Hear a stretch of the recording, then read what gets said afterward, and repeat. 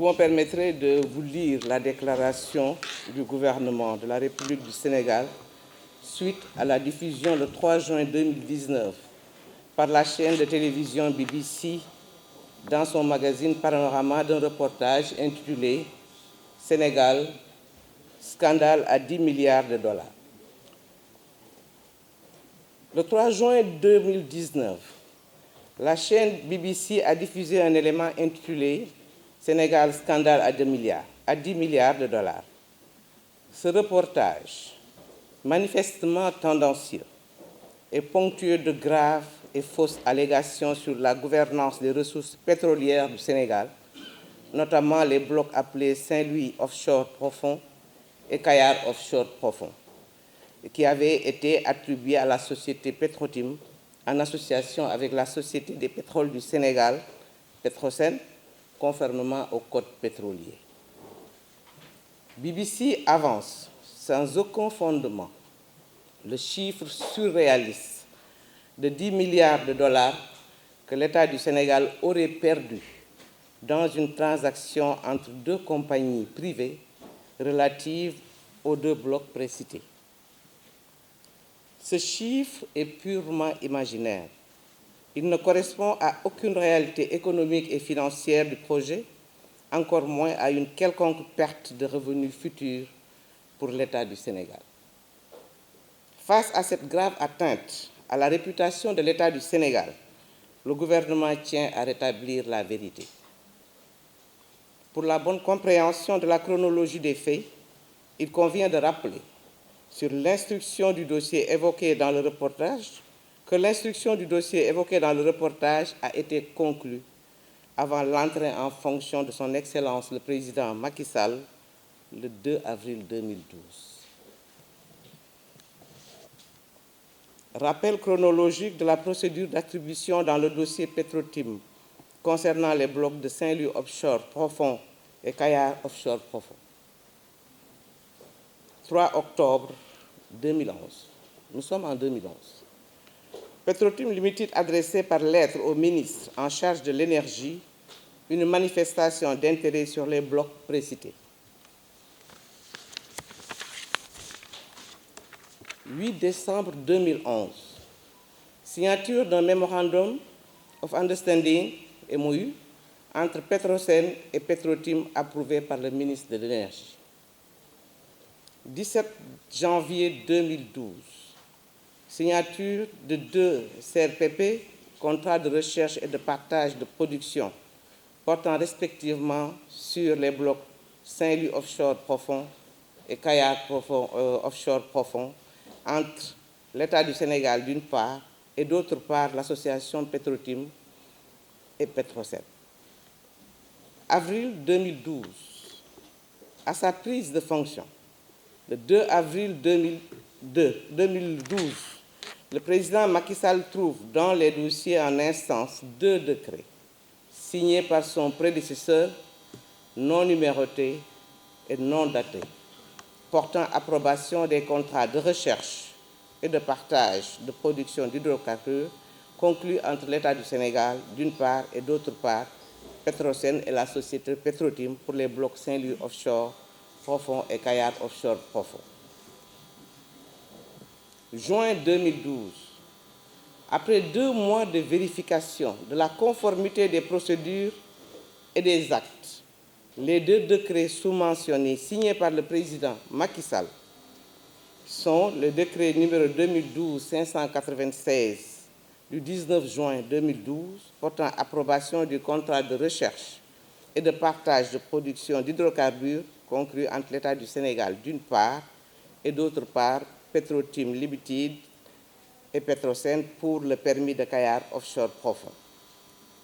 Le 2e décret est le suivant, décret numéro 2012-597 du 19 juin 2012 portant approbation du contrat de recherche et de partage de production d'hydrocarbures conclu entre l'État du Sénégal d'une part et d'autre part Petrotim Petrosen pour le permis de Saint-Louis Offshore Profond.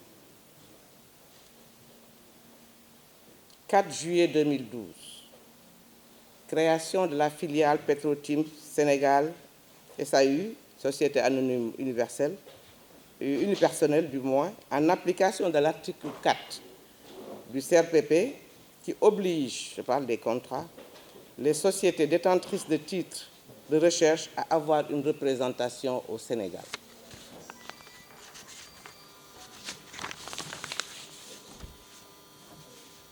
« 26 septembre 2012, signature des accords d'association entre Petrosen et Petrotim. 28 octobre 2012, approbation par le ministre de l'Énergie et des Mines des accords d'association entre Petrosen et Petrotim pour les CRP de Saint-Louis offshore profond et Kayar offshore profond. Août 2014, Timis Corporation acquiert la totalité des droits et obligations de Petrotim sur les blocs Saint-Louis offshore profond et Kayar offshore profond, suivant l'arrêté numéro 12328 du 4 août 2014 du ministre de l'Énergie. Septembre 2014, Cosmos Énergie Sénégal acquiert les 60% des droits et obligations sur les blocs de Saint-Louis offshore profond et Kayar offshore profond. Cette cession est approuvée par l'arrêté 13 756 du 4 septembre 2014 du ministre de l'Énergie. Juin 2015, décret numéro 2015-829 du 22 juin 2015, portant le premier renouvellement de la période initiale du contrat de recherche et de partage de production d'hydrocarbures conclu entre l'État du Sénégal d'une part, l'association Petrotim, Petrosen, d'autre part pour le permis de Saint-Louis offshore profond. Il convient de souligner qu'à cette date, aucune découverte n'a été faite sur les blocs Saint-Louis offshore profond et Kayar offshore profond. Août 2015, décret numéro 2015-1162 du 7 août 2015, portant premier renouvellement de la période initiale du contrat de recherche et de partage de production d'hydrocarbures conclu entre l'État du Sénégal, d'une part, et d'autre part, l'association Petrotim Petrosen pour le permis de Kayar offshore profond. Le forage de Gumbel 1, démarré en décembre 2015 dans le bloc de Saint-Louis offshore profond, a abouti à une découverte significative en janvier 2016, soit 4 années après l'octroi du permis. 20 février 2017, signature de l'acte de cession des actions de Cosmos Énergie Sénégal à Cosmos BP Sénégal et transfert des droits et obligations sur les permis Saint-Louis offshore profond et Kayar offshore profond.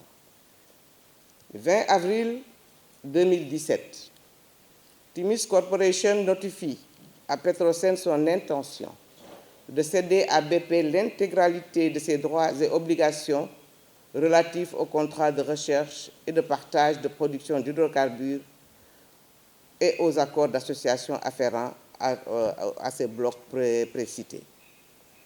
La procédure ci-dessus, rappelée, est parfaitement conforme aux lois et règlements régissant les ressources pétrolières du Sénégal. Du reste, c'est une pratique courante dans tous les pays en phase d'exploration et de développement, durant laquelle toutes les opérations pétrolières sont exonérées de toute taxe. Dès lors, il est très surprenant que BBC tente de semer la confusion sur les décrets portant approbation des contrats de partage et de recherche de production sur les blocs Saint-Louis offshore profond et Kayar offshore profond.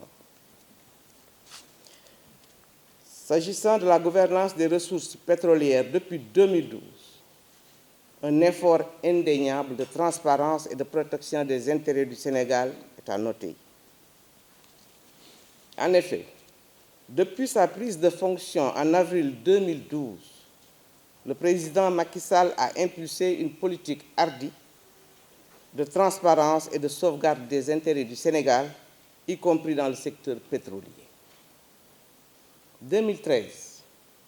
Bien avant les découvertes en 2016, il y a eu l'adhésion volontaire du Sénégal à l'initiative pour la transparence dans les industries extractives, ITIE, dont le conseil d'administration a décerné au Sénégal un satisfecit, le reconnaissant comme le premier pays africain ayant fait des progrès satisfaisants dans la mise en œuvre de la norme ITIE.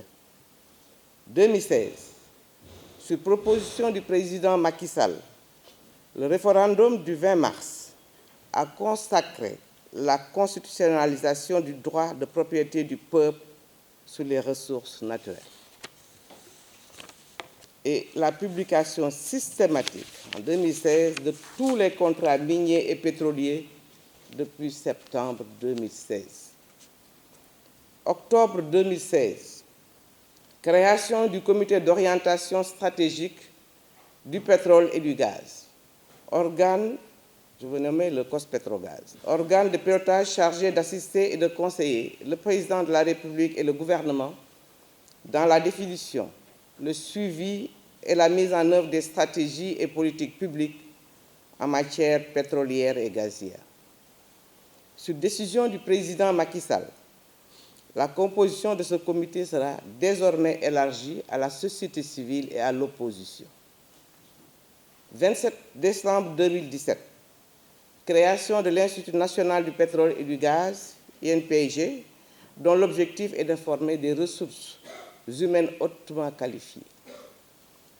12 juin 2018, concertation nationale sur la gestion des revenus futurs issus de l'exploitation des ressources pétrolières. Février 2019, vote par l'Assemblée nationale de la loi sur le contenu local destinée à maximiser la part du secteur privé national dans l'exploitation des ressources pétrolières et adoption en Conseil des ministres du projet de loi sur la répartition des revenus et l'encadrement des revenus futurs issus de ces ressources.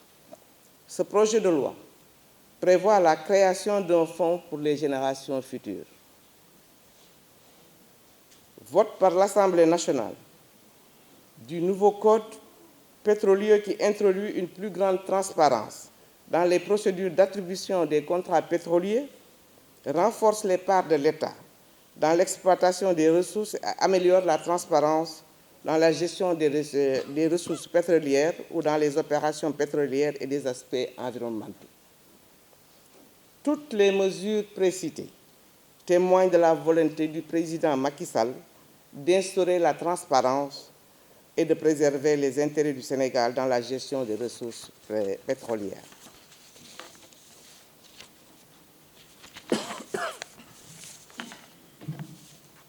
Mesdames et messieurs, le reportage de BBC est marqué par un parti pris et une intention manifeste de nuire. Le magazine Panorama consacré au Sénégal le 3 juin 2019 est un tissu de contre-vérité, destiné volontairement à manipuler l'opinion et jeter le discrédit sur le gouvernement et l'État du Sénégal. BBC ouvre son reportage en affirmant gratuitement qu'ici des millions de personnes vivent dans la pauvreté, alors que le niveau de vie, je cite, pourrait être beaucoup plus élevé si une partie des richesses du pétrole ne s'était pas envolée à cause de la corruption. Simple rappel des faits. Les ressources pétrolières et gazières découvertes au Sénégal ne seront exploitables qu'à l'horizon 2012. Comment sur cette base 2022. Comment sur cette base affirmer aussi péremptoirement que des ressources non encore exploitées puissent faire l'objet d'un détournement? Pire, BBC s'est livré à une flagrante déformation des faits en illustrant une partie de son reportage par des images qui n'ont rien à voir avec le sujet. En effet, BBC, dans une affirmation réductrice, fait état de manifestations des Sénégalais, je cite, contre l'accord Petro-Tim intervenu en 2012. Or, les images que BBC montre en guise d'illustration concerne en fait des manifestations d'une frange de l'opposition sur divers sujets le 14 octobre 2016. Conformément aux règles d'éthique et de déontologie professionnelle, par souci d'équité et d'équilibre dans l'information, BBC n'aurait pas dû se limiter dans son reportage à une version unilatérale, alimentée par deux opposants notoires dont l'agitation sur le pétrole est connue de tous. Enfin, le gouvernement de la République du Sénégal se réserve le droit de donner toute suite appropriée à ce dossier. Fait à Dakar le 5 juin 2019 pour le gouvernement de la République du Sénégal, le ministre de l'économie numérique et des télécommunications, porte-parole du gouvernement. Je vous remercie de votre attention.